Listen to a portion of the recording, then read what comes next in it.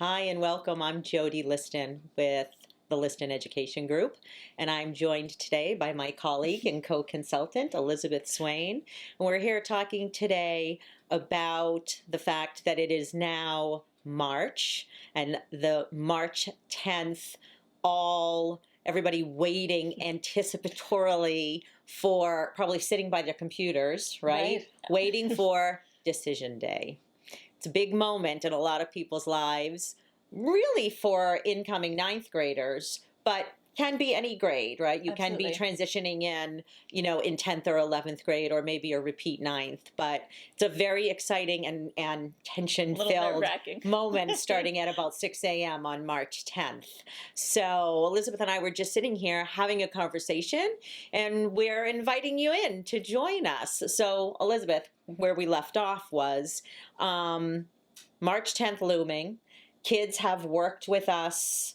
Families have worked with us from the beginning, working on visiting schools, going on those tours and interviews, carefully curating a list of what schools should they visit, ruling schools in, ruling schools out, working on essays, on parent essays, pulling transcripts together.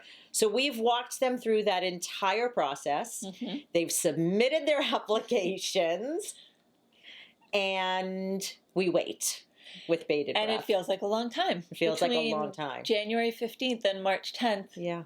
Can be the blink of an eye for most of us, but I think students who are waiting for those boarding school decisions, it's a bit of a tense few months. Right, and especially just coming off of typically President's Week vacation, mm-hmm. then you're really in the thick of it, right? It's just like you're just waiting.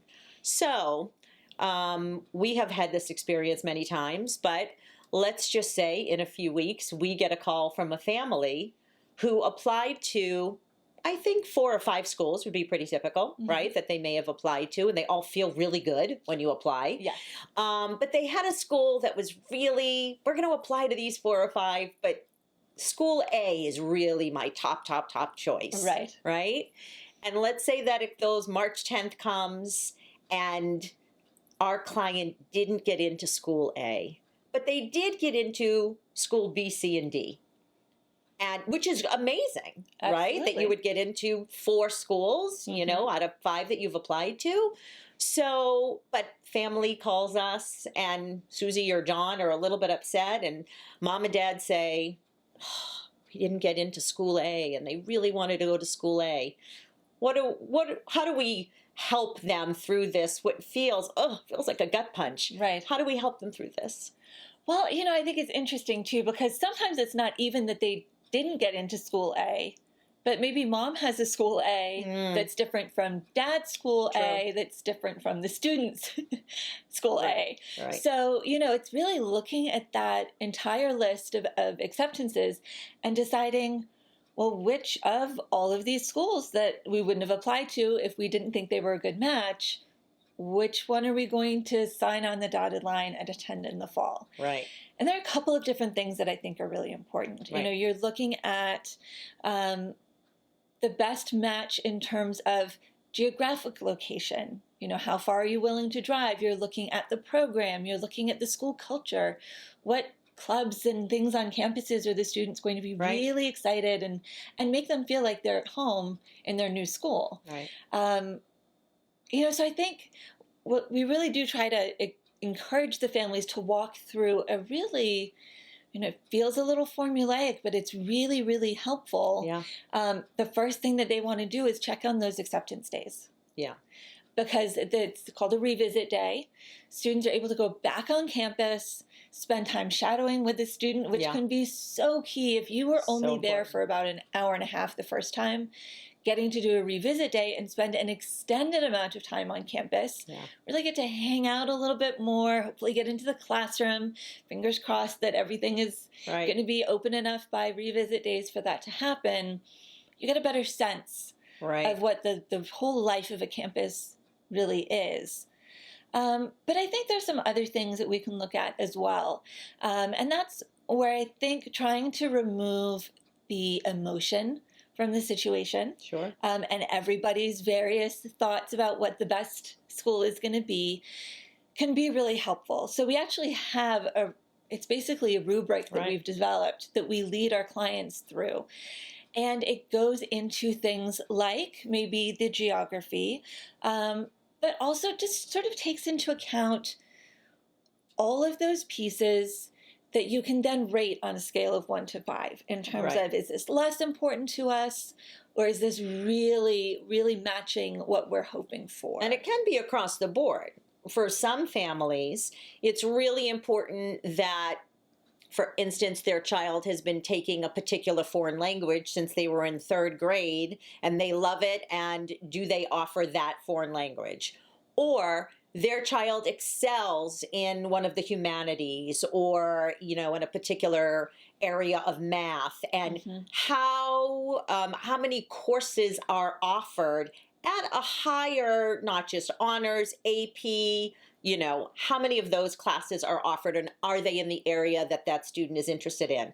Or it could be, they could be an athlete, they could be an artist of some kind, which encompasses a number of things. And are there activities and experiences on and off campus that are offered that really fit into the well-rounded experience that we certainly want our clients to have, and that families want their child to have. And all of us, we're parents, we have children who go to these schools as well. And we too, and I think we agree with our parents and our families, is that we want them to have what we all kind of imagine in our minds as this amazing those high school years, right? So when they look back, it's, you know, it's like, oh, I loved high school for all of those reasons. And so using the rubric to try to remove the gut punch of, you may not have gotten into this school, but you have all these other great schools to pick from, or you may have gotten into all 5 schools, and how are you going to pick? Is your top choice really your top choice?